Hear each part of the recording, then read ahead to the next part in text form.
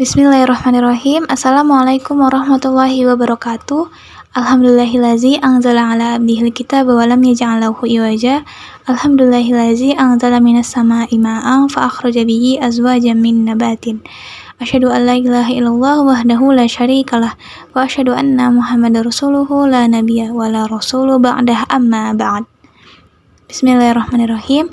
Perkenalkan, nama saya Fatima Azahra dari program studi ilmu Al-Quran dan Tafsir, hendak mengerjakan tugas untuk memenuhi tugas UAS Ulumul Quran dari mata kuliah Ulumul Quran yang diampu oleh Al-Mukarram Al-Ustadz Dr. Kiai Haji Ahmad Alim, LCMA, yang insya Allah akan ada 8 pokok pembahasan pada pembahasan kita kali ini.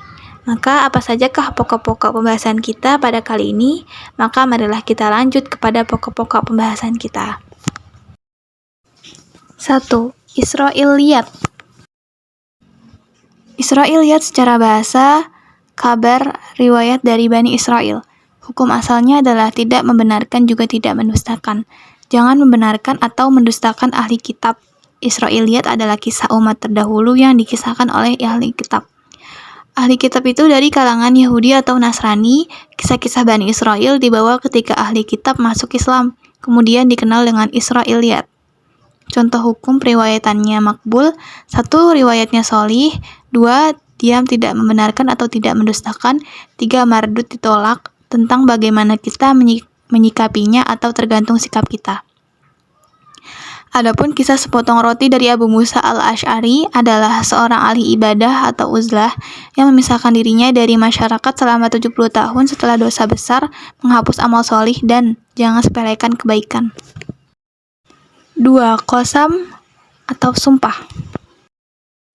Untuk menguatkan suatu jalan untuk menghilangkan keraguan dan keingkaran, sumpah-sumpah yang ada di dalam Al-Quran, terkadang manusia bersumpah atas nama Allah, wallahi, tallahi, billahi. Tidak boleh sumpah atas nama selain Allah, seperti matahari, bulan, makhluk, angin, dan lain-lain. Allah bersumpah dengan menggunakan zat dan penciptanya terdapat dalam Quran surat Al-Lail, termasuk boleh karena Allah menciptakan zat, sifat, dan makhluk. Sifat-sifatnya: 1. Ibtidai, bagi pemula tidak butuh taukid. 2. Tolabi, ragu-ragu atau orang yang diajak bicara ragu-ragu antara bohong atau benar. Mutaradidan, dibutuhkan penguatan interaksinya agar tidak ragu-ragu. 3. Inkar, tidak percaya, cuek, terbantah, dan menentang. Ini membutuhkan penguatan bahasa atau kalimat, contohnya tidak percaya pada hari kebangkitan. Bagaimana cara mengetahui qasam? 1. Dengan huruf qasam atau huruf jar qasam. 2. Menggunakan huruf lama nafsi yang diiringi dan fiil qasam, atau nafs amarah, nafs mutmainnah, dan nafs lawamah. 3. Tidak ada huruf qasam, tetapi dari sisi kandungan makna terdapat Al-Imran. Tidak ada huruf qasam, tetapi dari sisi kandungan makna ada. Terdapat dalam Quran surat Ali Imran ayat 186. 3. Al-Qasas fil Quran. Al-Qasas artinya meniti jejak. Jadi bagaimana kita menitis jejak sejarah umat-umat terdahulu atau peristiwa-peristiwa terdahulu. Di dalam Al-Quran itu banyak sekali kisah-kisah atau jejak-jejak, mulai dari kisah Nabi Adam dan generasi setelahnya, dan juga tidak hanya Nabi dan Rasul disebut sebagai orang-orang yang solih seperti Luqman, Maryam, Ali Imran. Jadi di dalam Al-Quran tidak hanya kisah orang solih daripada Nabi dan Rasul, tetapi juga ada kisah orang solih biasa yang bukan dari golongan Nabi dan Rasul. Tidak hanya orang-orang solih saja yang diceritakan, ada juga orang-orang yang toleh seperti Abu Lahab. Tujuan dari kisah-kisah itu adalah memberi kehidupan kita untuk mencontoh kebaikan-kebaikan masa lalu dari orang-orang soleh, dan juga meninggalkan keburukan-keburukan dari masa lalu dari orang-orang yang tidak soleh atau toleh. Adapun mukjizat-mukjizat para nabi, yaitu ijaz hissi, sifat yang bisa dilihat secara panca indera, al-ijaz al-ilmi al-khalidi, kekal abadi seperti Al-Quran. Kemudian dari sekian banyaknya rasul itu ada rasul ulul azmi, maka yang dipilihlah rasul dan nabi ulul azmi, yaitu ada 5: Nabi Muhammad, Nuh, Ibrahim, Musa, dan Isa. Kisah-kisah orang soleh dan anbiya, yaitu kisah-kisah orang-orang soleh tetapi statusnya bukan nabi, contohnya Luqman, Maryam, Ashabul Kahfi, dan Zulkarnain. Selain itu juga disebut kisah-kisah orang yang toleh, seperti Abu Lahab, Qarun, Fir'aun, Ashabul Ukhdud, dan Ashabur Ras. Kisah tentang peristiwa yang terjadi di masa lalu, baik peristiwa yang terpuji dan tidak terpuji, contohnya dua anak Adam dan Ashabus Sabti. Kisah yang terjadi di zaman Rasulullah SAW, yaitu kisah-kisah tentang kepribadian Nabi, keluarga Nabi, dakwah Nabi, dan termasuk perang-perang yang terjadi di zaman Nabi. Pelajaran apa yang bisa dipetik di dalam sejarah Al-Quran? Yaitu sebagai pelajaran untuk kehidupan nyata, sebagai contoh dan teladan di dalam kehidupan, dan sebagai asas untuk landasan menyeru ke jalan Allah Subhanahu wa Ta'ala. 4. Kaidah pertanyaan dan jawaban. Di dalam Al-Quran juga disebutkan pertanyaan dan juga jawaban. Terkadang pertanyaan itu muncul dari kalangan manusia tentang sesuatu yang sebenarnya bertanya bukan untuk mendapat jawaban, tetapi bertanya untuk mengetes Nabi dan menjatuhkan Nabi. Quran Surat Al-Isra ayat 85. Di dalam Al-Quran juga menceritakan dialog ataupun tanya jawab yang terjadi antara manusia dengan manusia, yang di dalamnya terdapat banyak hikmah juga pelajaran yang dapat kita petik, seperti kisah Nabi Yusuf alaihissalam dengan saudaranya. Salah satu metode untuk mendapatkan ilmu dengan bertanya perihal ketidaktahuan dan keraguan-keraguan. Pertanyaan dan jawaban di dalam Al-Quran ini mengandung transformasi nilai yang sangat bermanfaat bagi manusia dan juga membangkitkan keimanan dan akal pikiran manusia. Al-Quran telah memberikan jawaban yang sempurna terhadap problematika sains modern saat ini. 5. Metode tafsir tahlili. Klasifikasi ilmu tafsir secara teoritis. 1. Metode tafsir ijmali, yaitu metode tafsir secara global. 2. Metode tafsir tahlili, yaitu analisis ayat per ayat secara berurutan. 3. Metode tafsir maudu'i atau tematik, yaitu membahas tema-tema tertentu. 4. Metode tafsir muqarrin atau perbandingan. Pengertian tahlili. Tahlili diambil dari kata halala yuhalilu tahlilan, yang memiliki arti mengurai atau membuka sesuatu yang tertutup. Sedangkan menurut istilah adalah cara menafsirkan Al-Quran dengan mengurai dan menganalisa ayat-ayat Al-Quran secara berurutan sesuai tertib dalam mushaf dengan membahas segala makna dan aspek yang terkandung di dalamnya. Tidak ada sesuatu pun yang tertutup darinya. Dari sini dapat dipahami bahwa arti kata tahlili berarti membuka sesuatu yang tertutup atau yang terikat dengan mengikat sesuatu yang berserakan agar tidak terlepas atau tercecer. Metode tafsir tahlili adalah cara menafsirkan Al-Quran dengan mengurai dan menganalisa ayat-ayat Al-Quran secara berurutan sesuai tertib mushaf dan dengan membahas segala makna dan aspek yang terkandung di dalamnya. Pola penafsiran yang diterapkan para mufassir yang menggunakan metode tahlili berusaha menjelaskan makna yang terkandung dalam ayat-ayat Al-Quran secara menyeluruh, baik yang berbentuk al-mas'ur maupun ar-ra'i. Sistematika. Metode tafsir tahlili adalah salah satu metode tafsir yang sistematis karena kandungan Al-Quran dijelaskan berdasarkan urutan ayat-ayat di dalam mushaf yang ditinjau dari berbagai aspeknya, meliputi mufarodat ayat, munasabah ayat, yaitu melihat hubungan antara ayat sebelum dan sesudahnya, sebab turun ayat, makna ayat secara global, tinjauan hukum yang terkandung dan tambahan penjelasan tentang qiraat, iqrab, dan keistimewaan susunan kata-kata pada ayat-ayat yang ditafsirkan serta diperkaya dengan pendapat imam mazhab. Ciri-ciri metode tahlili. 1. Korelasi antara ayat atau surat. 2. Menjelaskan sebab-sebab turunnya Al-Quran. 3. Menganalisis lafaz atau mufradat. 4. Memaparkan kandungan ayat serta maksudnya secara umum. 5. Menjelaskan hal-hal yang dapat disimpulkan ayat dari segi hukum, akhlak, dan lain-lain.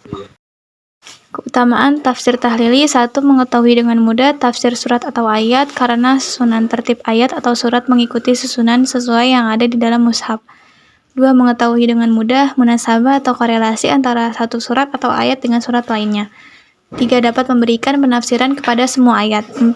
Mengandung banyak aspek pengetahuan. Contoh kitab tafsir tahlili. 1. Kitab tafsir tahlili yang mengambil bentuk mas'ur, diantaranya 1. Jami' al-Bayan, Ta'wil Al-Quran Al-Karim, karya Ibnu Jarir At-Tabari, tahun 310 Hijriah, dan terkenal dengan tafsir At-Tabari. Tahlili yang mengambil bentuk ro'yi diantaranya 1. Tafsir Al-Qazin, karya Al-Qazin, tahun 741 Hijriah. 2. Anwar al-Tanzilib wa Asrar al-Ta'wil karya al-Baidawi tahun 691. Adapun tafsir tahlili yang mengambil bentuk roi banyak sekali, salah satunya adalah Al-Kashaf karya Al-Zamakhsyari tahun 538 Hijriah. Tafsir ini berideologi Mu'tazilah. Ulama hanya mengambil dari sisi balagonya saja. Jika tidak memiliki kemampuan dalam bidang tafsir, maka jangan sembarangan menafsirkan maupun membuat karya kitab tafsir. Karena membuat karya kitab tafsir bukan hanya berdasarkan cocok logi maupun wangsit. 6. Adab dengan Al-Quran. Ulama menganjurkan untuk mencium mushaf setelah membaca Al-Quran. Ketika mushaf dirobek atau dirusak, tidak boleh dibuang, seharusnya dikubur atau dibakar. Karena ketika para ulama menyalin, mereka tidak boleh mengarang atau asal bikin. Tidak boleh membawa mushaf ke tempat atau negara musuh, kecuali yang toleran terhadap mushaf. Karena khawatir mushaf jatuh ke tangan musuh, lalu tidak boleh juga menyalahgunakan mushaf. Contohnya, menyalahgunakan mushaf untuk sihir, dukun-dukun. Melecehkan mushaf tidak hanya di Indonesia, tetapi di Arab Saudi juga ada santet. Mushaf disalahgunakan untuk debus, sama dengan dukun atau di atas dukun. Ada 4 cara menafsirkan, yaitu 1. Menafsirkan itu Quran dengan Quran. 2. Menafsirkan itu Quran dengan sunnah. 3. Menafsirkan Quran dengan pendekatan bahasa Arab. 4. Menafsirkan Quran dengan ijtihad, usul fikih atau usuluddin. 7. Tafsir dan syarat mufassir. Tafsir mengikuti wazan taf'il yang artinya adalah al-bayan, al-kashfu, al-izhar, yaitu memperjelas dan membuka sesuatu yang masih tertutup atau mengungkap isi firman Allah Subhanahu wa taala sehingga jelas maknanya. Tafsir itu merupakan ilmu yang paling utama dibandingkan dengan ilmu-ilmu yang lainnya. Tafsir bisa menggali hukum dan hikam yang terkandung di dalam Al-Qur'an. Pendapat yang lain kalau tafsir itu hanya mencakup satu perspektif, sedangkan takwil adalah lafaz yang cakupannya itu mengandung banyak perspektif. Maka adapun pendapat lain juga disebutkan kalau tafsir itu orientasinya menjelaskan hakikat suatu lafaz secara tekstual, sementara takwil itu sisi dalam suatu lafaz, melihat dari latar belakang sumber masalah atau suatu urusan. Ada segi perbedaan dari keumuman, kekhususan, dan tekstual dan kontekstual. Sebagian ulama lain juga mengaitkan kalau tafsir itu riwayat, sementara tawil itu ilmu diroyah.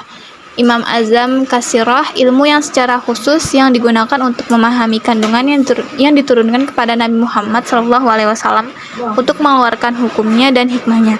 Ada 4 metode untuk menghafal Al-Quran, yaitu tartil, tahfidz, tafsir, dan tatbik.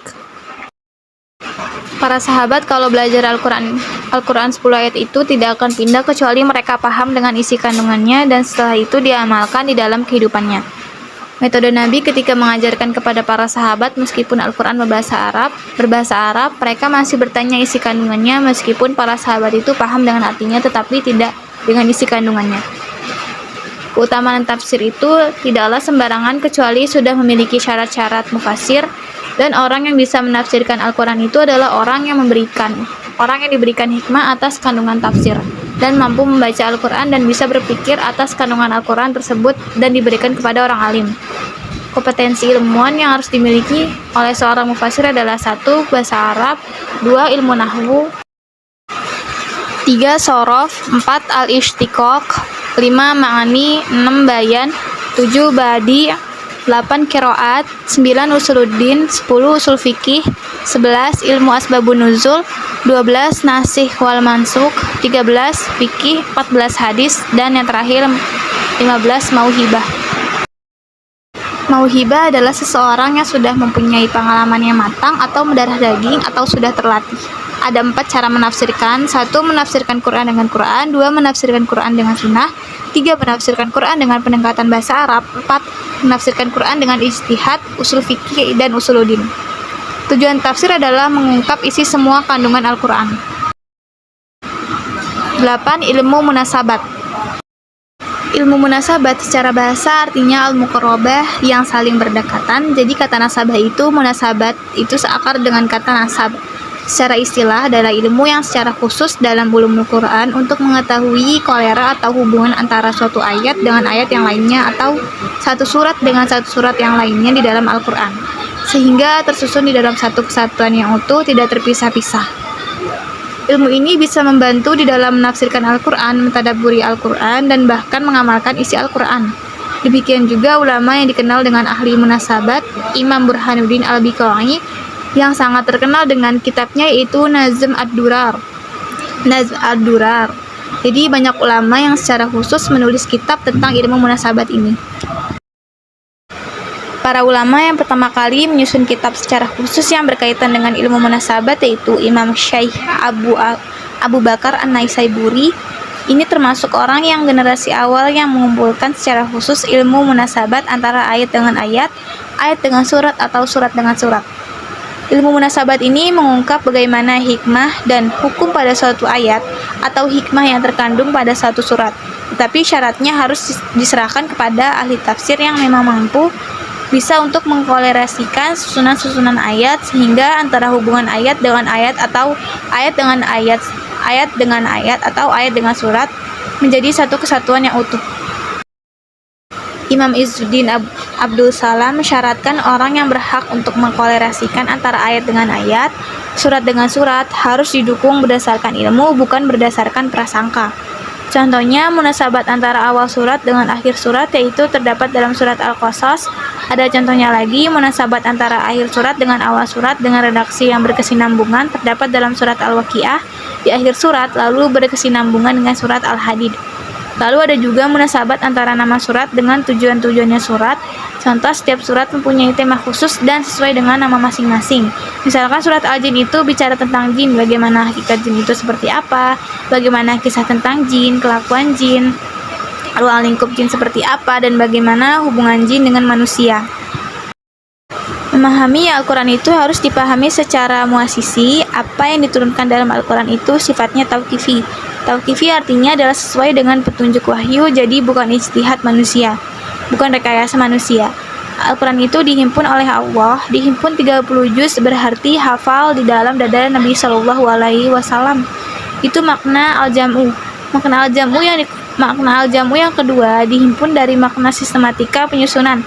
Oleh karena itu Al-Quran itu bisa dihafal karena itu dihimpun oleh Allah Subhanahu Wa Taala. Makanya kalian yang para penghafal Al-Quran itu harus dijaga hatinya, dijaga akhlaknya, sifatnya, karena di dalam dada kalian itu ada kalamullah. Dihimpun oleh Allah artinya himpunan sistematika, susunan ayat dan urutannya serta surat-suratnya itu adalah tauqifi, sesuai dengan petunjuk Allah Subhanahu wa Ta'ala. Urutan ayat dan surat-surat beserta nama-namanya yang sifatnya adalah tauqifi membahas, mengkolerasikan, memadukan hubungan surat dengan surat, ayat dengan ayat, awal surat dengan akhir surat, surat sebelumnya dengan surat sesudahnya. Ilmu munasabat adalah ilmu yang agung, jadi alasan dan hikmah sebuah ayat itu hukumnya seperti apa, hikamnya seperti apa. Jadi dari kajian ilmu munasabat ini kita akan mengetahui rahasia di balik ini, seakan-akan berhubungan antara yang satu dengan yang lainnya. Surat yang satu dengan surat yang lainnya tidak berdiri sendiri tetapi saling terpadu dan saling mengokohkan. Ditinjau dari pengertian ta'rif secara lugatan, munasabat itu itisol, artinya saling bersambung seperti silaturahim. Munasabah secara bahasa adalah al-muraqabah yang artinya saling berdekatan. Kemudian makna yang ketiga adalah mumasalah, artinya saling menyerupai, dan yang keempat musyakalah. Secara etimologi, munasabah Al-Quran itu satu bangunan yang utuh yang saling mengokohkan, bukan saling terpisah. Lalu secara istilah, ilmu yang secara spesifik mempelajari tentang rahasia-rahasia di balik hikmah, susunan ayat maupun surat, sehingga ditemukan adanya muqarabah. Alhamdulillah, dengan ini telah sampailah kita di penghujung pembahasan kita kali ini. Saya Fatimah Azhara, atas segala kehilafan dan kesalahan saya, mohon maaf. Dan mudah-mudahan dengan pembahasan kita kali ini kita mendapatkan taufik dan hidayah dari Allah Subhanahu wa Ta'ala. Kurang lebihnya sekali lagi saya mohon maaf. Assalamualaikum warahmatullahi wabarakatuh.